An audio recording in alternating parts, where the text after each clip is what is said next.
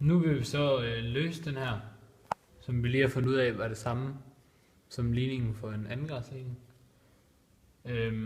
Og den vil vi løse i 3 forskellige scenarier, altså at d er større end 0, d er lige 0, og d er mindre end 0.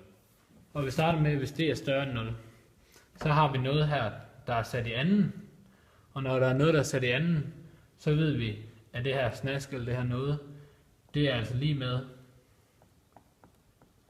kvadratroden plus minus kvadratroden af d. Og så når vi ved det, så kan vi ligesom bare gå videre og løse det som en normal ligning, hvor vi gør det begge på samme side af lighedstegnen. Og så starte med minus med b på begge sider, så vi får 2ax er lig plus minus kvadratroden af d minus b. Og så vil vi gerne have 2a væk op for at isolere x.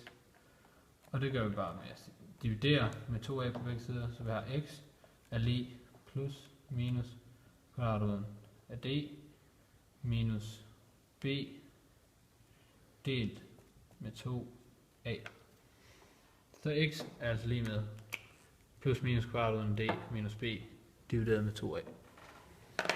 Og så løser vi den næste. Vi kan sige pause, så klippe sammen med armen, så down. I det her tilfælde, der ved vi, at d er 0. Og når vi har et eller andet snask i anden, som skal give 0, så ved vi, at det, der skal stå i anden, det kun kan være 0, fordi positivt gange positivt tal, det giver noget positivt, og negativt gange negativt, det giver også noget positivt. Og eftersom 0 ligesom er et neutralt tal, så er det eneste, der kan give 0, det er 0.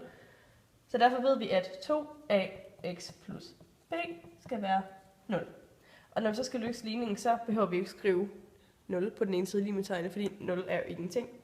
Så derfor vil vi isolere x, og vi siger så derfor minus b er lige med 2ax. Og nu vil vi gerne, som sagt, isolere x, så derfor fjerner vi det her 2a, og det gør vi så ved at dividere på begge sider, så der kommer til at stå x er lige med minus b divideret med 2a.